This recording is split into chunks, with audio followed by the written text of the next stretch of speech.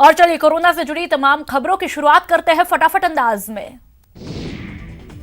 राजस्थान में पिछले 24 घंटे में 76 नए मामलों के साथ में कोरोना मरीजों की संख्या 1964 हुई। वहीं अब तक 28 लोगों की वायरस से मौत हुई, जबकि 158 मरीज ठीक होने के बाद घर भेजे गए हैं। पिंक सिटी में जयपुर में मरीजों की संख्या बढ़कर 740 हुई। पिछले 24 घंटे में 15 नए मामले सामने आए। वहीं अब तक कोरोना से 14 मौतें हुई हैं। सीकर में गुरुवार को देर शाम 2 लोगों की कोरोना रिपोर्ट पॉजिटिव आने से प्रशासन में हड़कंप मचा, जिसके बाद में प्रशासन ने हमीर गांव और सीकर शहर के कुछ इलाकों में कर्फ्यू लगाया है। कोरोना को लेकर के सरकार ने RSMP मोबाइल ऐप लॉन्च किया। प्रदेशवासियों को RSMP मोबाइल ऐप से कोरोना से जुड़े सभी अपडेट मिल पाएंगे। सीएम गहलोत ने ट्वीट करके जानकारी दी। राजस्थान में भी सरकार टेस्टिंग पर जोर दे रही है। स्वास्थ्य मंत्री रघु शर्मा ने दावा किया, कई जिलों में RT-PCR से कोरोना की जांच की जा रही है, तो वहीं रैपिड टेस्टिंग करके उन्होंने कहा अभी तक कोई फैसला नहीं हुआ है। चिकित्सा मंत्री डॉक्टर रघु शर्मा ने बताया, कोरोना के अलावा अन्य बीमारी से परेशान महिलाओं और बुजुर्ग लोगों को राहत देने के लिए मोबाइल यूनिट को फील्ड में भेजा गया। सभी मोबाइल यूनिटों ने अपना काम शुरू किया है। नागौर सांसद हनुमान बेनीवाल ने मंत्री रघु शर्मा के बयान पर पलटवार करते हुए पीएम के काम की जमकर तारीफ की। बेनीवाल ने पीएम पर रघु शर्मा के बयान को गैर जिम्मेदाराना बताया है। मुंबई और चेन्नई में बड़ी संख्या में पत्रकारों के कोरोना पॉजिटिव मिलने के बाद जयपुर में भी पत्रकारों की कोरोना जांच करवाई जा रही है। जयपुर में 22 गोदाम सर्कल स्थित डिस्पेंसरी में पत्रकारों की कोरोना जांच के लिए विशेष शिविर लगाया गया। सीकर में गुरुवार को देर शाम 2 लोगों की कोरोना रिपोर्ट पॉजिटिव आने से प्रशासन में हड़कंप मचा, जिसके बाद में प्रशासन ने हमीर गांव और सीकर शहर के कुछ इलाकों में कर्फ्यू लगाया है। कोटा में लॉकडाउन के दौरान अब लोगों को घर बैठे इलाज मिलना शुरू हुआ है। गुरुवार को पहले दिन मोबाइल OPD यूनिट से 308 मरीजों का इलाज उनके घर पे किया गया।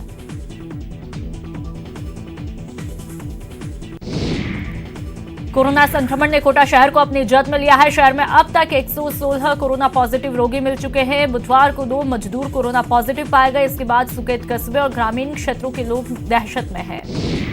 भरतपुर के बयाना में 2 और कोरोना के मरीज ठीक हुए, जिसके बाद उन्हें क्वारंटीन सेंटर में भेजा गया। जिला कलेक्टर नथमल डिडेल ने बताया कि 13 अप्रैल को बयाना में 11 मरीजों को RBM अस्पताल में भर्ती करवाया, जिसमें से 2 मरीज की रिपोर्ट दूसरी बार नेगेटिव आई है।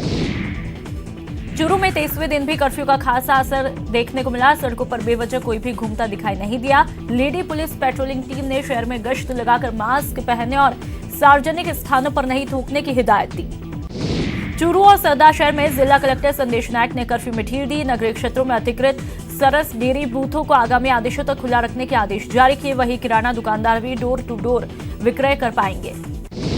धौलपुर से लगे यूपी के खैरागढ़ में कोरोना के 3 पॉजिटिव मिले हैं। तीनों पॉजिटिव में धौलपुर के रहने वाले। फिलहाल जिला प्रशासन ने सीमा को सील किया है। भरतपुर में बयाना चिकित्सा अधिकारी ने क्वारंटीन सेंटर देवनारायण महाविद्यालय का निरीक्षण किया। वहीं कर्मचारियों को क्वारंटीन सेंटर पर कड़ी निगरानी रखने के निर्देश दिए। कोटा के JK लोन अस्पताल के डॉक्टरों ने जिला प्रशासन से कोरोना स्पॉट सेंटर से आने वाले मरीजों को सीधे नए अस्पताल भेजने की मांग की, जिससे अन्य चिकित्सक और स्टाफ कोरोना संक्रमित होने से बच पाएंगे। कोटा में फंसे बिहार के छात्रों ने गांधीगिरी अंदाज में नीतीश सरकार से मदद की गुहार लगाई। छात्रों ने हॉस्टल में उपवास किया और हाथों में तख्तियां लेकर के गांधी के सिद्धांतों को दर्शाया, जिस पर लिखा, बुरा मत सुनो, बुरा मत देखो और बुरा मत करो। लॉकडाउन के दौरान कोचिंग सिटी कोटा से लगातार विद्यार्थियों का अपने गृह प्रदेश जाना जारी है। दमन दीव और दादर नागर हवेली के करीब 90 विद्यार्थी 3-4 बसों से अपने घर के लिए रवाना हुए। कोरोना संकट में लगाए गए लॉकडाउन को लेकर के DGP ने उदयपुर दौरे पर रहे। विभिन्न क्षेत्रों का दौरा करके व्यवस्थाओं का जायजा लिया और आवश्यक दिशा निर्देश दिए। दौसा के लालसोट में लगातार कोरोना के मरीज बढ़ रहे हैं, जिनके मद्देनजर DC और IG ने मंथन किया। कोरोना संदिग्ध मरीजों के सैंपल लेने और पॉजिटिव मरीजों के आसपास रैंडम सैंपलिंग फॉर्मूला अपनाने के निर्देश दिए। करौली के जिला कलेक्टर और SP गुरुवार को टोटा भीम क्षेत्र के दौरे पर रहे। इस दौरान उन्होंने उपखंड कार्यालय में उपखंड स्तरीय अधिकारियों की बैठक ली। इस दौरान कोरोना से बचाव को लेकर के की गई तैयारियों की समीक्षा की और आवश्यक दिशा निर्देश दिए। बीकानेर के ASP ग्रामीण ने कोलायत उपखंड का दौरा किया। इस दौरे के दौरान उन्होंने पुलिस जवानों को कोरोना से बचने के लिए सुरक्षा रखने समेत अन्य जरूरी निर्देश दिए। भरतपुर में corona fighter team flag march करके लोगों को जागरूक कर रही है। टीम ने लोगों को मास्क और सैनिटाइजर इस्तेमाल करने की सलाह दी। कोरोना वायरस को लेकर के सवाई माधोपुर कलेक्ट्रेट सभागार में पत्रकार वार्ता का आयोजन किया गया, जिसमें अतिरिक्त जिला कलेक्टर और अतिरिक्त पुलिस अधीक्षक समेत चिकित्सा अधिकारी शामिल हुए। जैसलमेर में प्रशासन ने वाहनों की व्यवस्था करके प्रवासी मजदूरों को उनके गृह जिलों के लिए रवाना किया। यहां से 3000 मजदूर अपने गृह जिले के रवाना हुए। रवाना होने से पहले मजदूर काफी खुश थे।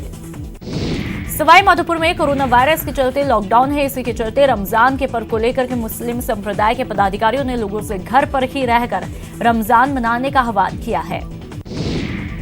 अलवर के मालाखेड़ा ग्राम पंचायत की बैठक आयोजित हुई, जिसमें आखा तीज के सावे पर ग्राम पंचायत क्षेत्र में कोई भी सामाजिक समारोह आयोजित नहीं करने का फैसला किया गया। लॉकडाउन में पैदल चल रही आदिवासी बच्ची की मौत की बात में सांसद किरोड़ी मीणा ने उसके परिवार वालों को 1 लाख की सहायता भेजी है और छत्तीसगढ़ के सीएम से परिवार को सहायता देने का निवेदन किया। तेलंगाना से छत्तीसगढ़ के लिए बच्ची जा रही थी। कोरोना संकट में मदद के लिए टोडा भीम के किराना व्यापारियों ने जिला कलेक्टर सहायता कोष में 1,01,000 रुपए की नगद राशि भेंट की है। कोरोना संकट के मद्देनजर सीएम सहायता कोष में अंतर्राष्ट्रीय तीरंदाज रजत चौहान ने 2,11,000 की आर्थिक सहायता दी। सहायता राशि का चेक खेल मंत्री को सौंपा गया। वहीं पूर्व शूटर अपूर्वी चंदेला ने भी 5 लाख की सहायता राशि दी है। धौलपुर में जिला कलेक्टर ने रेलवे स्टेशन पर पहुंचकर अपने हाथों से जरूरतमंदों और असहाय लोगों को खाना खिलाया। कलेक्टर यहां पर हालातों का जायजा लेने पहुंचे थे। डूंगरपुर में वैष्णवी सेवा संस्थान और राम रोटी अन्न क्षेत्र की तरफ से जरूरतमंदों को राहत पहुंचाई जा रही है। ये संस्थाएं रोजाना 400 लोगों को भोजन उपलब्ध करा रही है।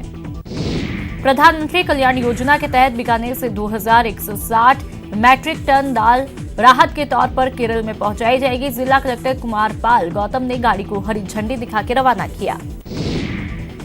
झालावाड़ की शहीद निर्भय सिंह स्मारक समिति के सदस्यों ने अशोक चक्र विजेता शहीद निर्भय सिंह के स्मारक पर श्रद्धा सुमन अर्पित किया। सड़क से गुजर रहे राहगीरों को मास्क का वितरण किया और आमजन को कोरोना वायरस से बचाव के उपायों की जानकारियां दी।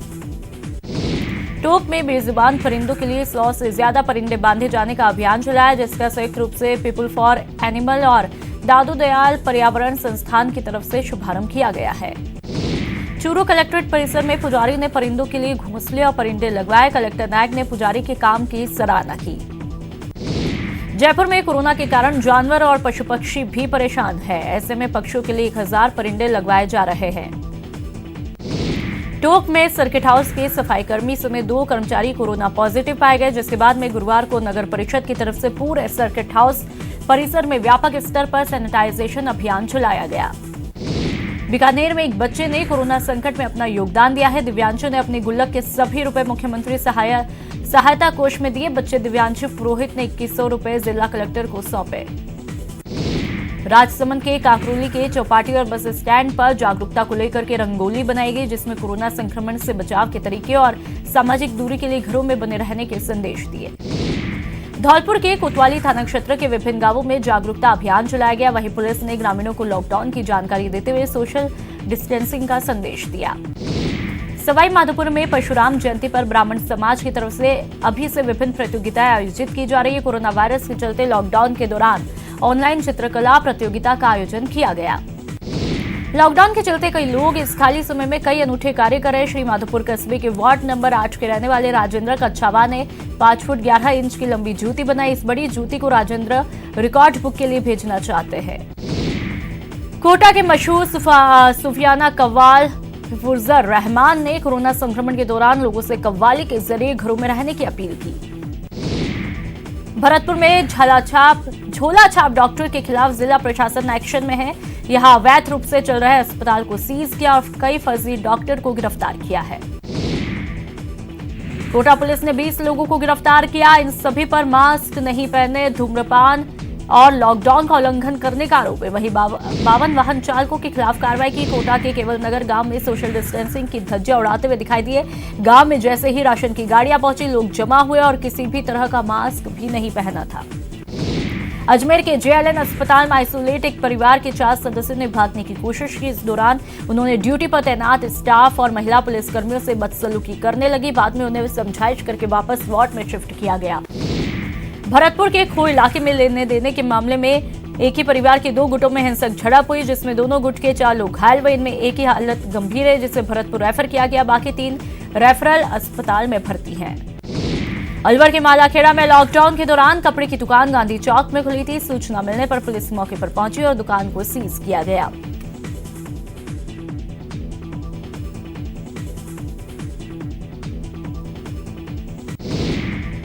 कोटा के नयापुरा पुलिस ने अंतर्राज्यीय चंदन तस्कर को गिरफ्तार किया। आरोपी रईस लखान को एमपी के राजगढ़ के सारनपुर से गिरफ्तार किया। इसने 1 दर्जन चंदन पेड़ चोरी की वारदात कबूल की है।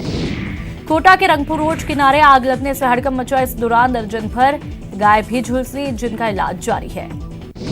अजमेर में डॉक्टर्स के साथ में बदसलूकी के मामले में आईएएस दंपति के खिलाफ कार्रवाई की गई। कलेक्टर विश्वमोहन शर्मा के आदेश पर एसडीएम अर्तिका शुक्ला को कोविड-19 नोडल अधिकारी पद से हटाया गया है। करौली नगर परिषद सभापति और आयुक्त के बीच विवाद खुलकर सामने आया। आयुक्त के आरोपों पर सभापति ने पलटवार किया। इससे पहले खाद्य मंत्री की बैठक में भी दोनों ने एक दूसरे पर आरोप लगाए थे। जैसलमेर में फसल बीमा योजना के तहत खरीफ 2019 का बीमा क्लेम किसानों को बांटा है। अब तक 7 लाख से ज्यादा किसानों को 1240 करोड़ की बीमा क्लेम की राशि का वितरण किया है। अलवर में बढ़ती गर्मी को देखते हुए व्यापारियों ने एसडीएम रामचरण शर्मा को ज्ञापन सौंपा। ज्ञापन में इलेक्ट्रॉनिक की दुकान खोलने की अनुमति मांगी है। कोटा में शहरवासियों को थोड़ी राहत मिली, जिससे तापमान में गिरावट आई। वहीं सवेरे के समय बादल छाए रहे और धूल भरी आंधी चली। ब्रेक के बाद आपका स्वागत है और चलिए सुपरफास्ट खबरों को आगे बढ़ाते हैं। दौसा पुलिस ने लॉकडाउन में भी 2500 मामले में कार्रवाई को अंजाम दिया। वहीं पुलिस ने सख्ती बरतते हुए कई वाहनों को जब्त किया। डूंगरपुर पुलिस पास के नाम पर बेवजह घूमने वालों के खिलाफ सख्ती बढ़ा दी है। प्रशासन ने दुकानदारों और ऑफिस जाने वालों के लिए पास जारी किया है। कोटा की कैथून पुलिस ने बड़े पैमाने पर लॉकडाउन का उल्लंघन करने वालों के खिलाफ कार्रवाई को अंजाम दिया। पुलिस ने इस दौरान 150 मोटरसाइकिलों को जब्त किया है और कई वाहन चालकों के चालान काटकर छोड़ दिए। भरतपुर में लॉकडाउन को लेकर के पुलिस ने सख्ती बढ़ाई। यहां पर बिना मास्क के घूमने वालों को दंडित किया जा रहा है। भीलवाड़ा में कलेक्टर राजेंद्र भट्ट ने शहर के अलग अलग इलाकों का दौरा किया और स्थिति का जायजा लिया। वहीं सुरक्षा कर्मियों का भी हौसला बढ़ाया। राजस्थान से मजदूरों का पलायन जारी है। पैसा और खाना खत्म होने पर बिहार के रहने वाले मजदूर अमेरिका साइकिल से ही अपने गांव निकल पड़े। साथ ही और भी उनके कई साथी मौजूद थे। कोरोना दौर में बचाव के लिए कोटा के एक इलेक्ट्रीशियन ने भी जुगाड़ से सेंसर वाली सैनिटाइज मशीन तैयार की, जिसको लेके इलेक्ट्रीशियन ने चिकित्सा विभाग को सौंपा। भरतपुर में कोरोना वॉरियर्स को रोग प्रतिरोधी क्षमता बढ़ाने के लिए काढ़ा तैयार किया। 100 ग्राम के करीब 1500 आयुर्वेदिक काढ़ा के पैकेट पुलिस प्रशासन समेत दूसरे विभागों के अधिकारी कर्मचारियों को भिजवाए गए हैं। जयपुर राजभवन में राज्यपाल कलराज मिश्र ने वीडियो कॉन्फ्रेंसिंग की। राज्यपाल ने पश्चिम क्षेत्र सांस्कृतिक केंद्र के सदस्य के साथ में चर्चा की। कलाकारों को राहत देने के निर्देश दिए। लॉकडाउन के चलते मजदूरों को रोजगार उपलब्ध करवाने के मकसद से नरेगा योजना को फिर से शुरू किया जा रहा है। इसके लिए राजसमंद जिला परिषद एसीओ ने सांसद आदर्श गांव तासोल में नरेगा कर्मचारियों को प्रशिक्षण दिया। चूरू के सालासर में कोरोना के चलते पुजारी परिवार ने पूजा अर्चना सामाजिक दूरी के तहत ही 18 मार्च से सालासर मंदिरा का पट बंद है। मंदिर का पट 250 साल में पहली बार बंद हुआ है। देश में कोरोना के कुल मामले 23,007 तक पहुंचे। वहीं अब तक 718 लोगों की मौत हुई, जबकि 4,325 लोग वायरस को हराकर स्वस्थ हुए हैं। स्वास्थ्य मंत्रालय के मुताबिक बीते 28 दिनों में करीब 12 जिले ऐसे रहे जहां पर कोरोना का कोई फ्रेश मामला सामने नहीं आया। वहीं बीते 14 दिनों में 23 राज्यों और केंद्र शासित प्रदेशों के 78 जिले ऐसे रहे जहां पर कोरोना का कोई भी फ्रेश मामला सामने नहीं आया। पर्यावरण मंत्रालय के सचिव सीके मिश्रा ने कहा, हम लगातार टेस्टिंग बढ़ाने पर जोर दे रहे। कोरोना के खिलाफ टेस्टिंग ही अहम हथियार है। हम आज भी 1 महीने के पहले की स्थिति में हैं और हालात बिगड़े नहीं हैं। केंद्रीय स्वास्थ्य मंत्री हर्षवर्धन का कहना है कि हमारी रोज 55,000 टेस्ट करने की क्षमता हुई है। अब तक 5 लाख से ज्यादा टेस्ट किए जा चुके। वहीं दुनिया के मुकाबले हमारी मृत्यु दर 3% है। कोरोना पर भारत वैक्सीन बनाने की राह पर आगे बढ़ रहा है। केंद्रीय स्वास्थ्य मंत्री हर्षवर्धन ने कहा, WHO गाइडलाइन के मुताबिक देश इस दिशा में आगे बढ़ रहा है। महाराष्ट्र सरकार में मंत्री जितेंद्र अव्वाड कोरोना पॉजिटिव पाए गए। हाल ही में जितेंद्र अव्वाड के 14 निजी स्टाफ कोरोना पॉजिटिव पाए थे। इसके बाद मंत्री जितेंद्र अव्वाड खुद भी क्वारंटीन हुए थे। महाराष्ट्र में कोरोना पॉजिटिव का आंकड़ा 5,600 के पार पहुंचा। अकेले मुंबई में 3,446 मामले सामने आए, तो वहीं 151 लोगों की मौत हुई है। महाराष्ट्र के बाद कोरोना संक्रमण में गुजरात दूसरे स्थान पर पहुंचा। कोरोना मामले की संख्या 2400 के पार है। अकेले अहमदाबाद में 1600 के करीब कोरोना के मामले दर्ज है। गुजरात के बड़ौदा में सेना के 3 कर्मचारी कोरोना पॉजिटिव पाए गए। शुरुआती जानकारी में पाया कि वे एक एटीएम पर गए थे, जहां पर वे संक्रमण के शिकार हुए। कर्मचारियों से जुड़े 28 लोगों को क्वारंटीन किया है। दिल्ली में कोरोना के मामले के साथ ही रिकवर होने का प्रतिशत भी बढ़ रहा है। 724 लोग अब तक रिकवर हुए। दिल्ली में कोरोना के कुल मरीजों की संख्या 248 पहुंची। दिल्ली में 48 लोगों की मौत हुई है। प्रधानमंत्री नरेंद्र मोदी आज वीडियो कॉन्फ्रेंसिंग के जरिए देश के सभी सरपंचों से सीधा संवाद करेंगे। इस मौके पर पीएम ई ग्राम स्वराज पोर्टल और मोबाइल ऐप का शुभारंभ भी करेंगे। कल दोपहर 12 बजे प्रधानमंत्री मोदी वित्त मंत्री के साथ में अहम बैठक करेंगे। इस बैठक में किसानों और कारोबारियों के राहत पैकेज पर फैसला संभव है।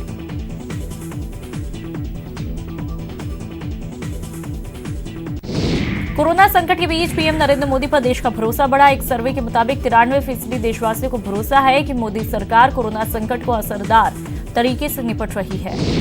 केंद्रीय कर्मचारियों को मिलने वाले डीए पर जुलाई 2021 तक रोक लगाई। कोरोना संकट से निपटने के लिए केंद्र सरकार ने बड़ा फैसला किया।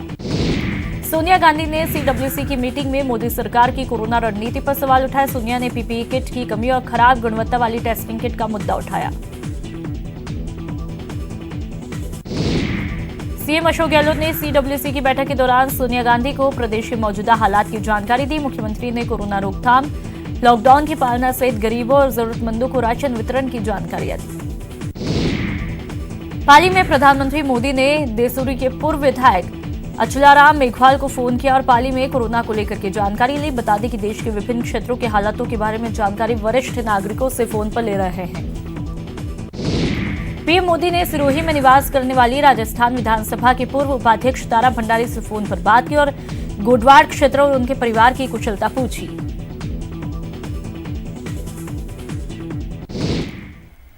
प्रदेश में कोरोना टेस्टिंग पर जोर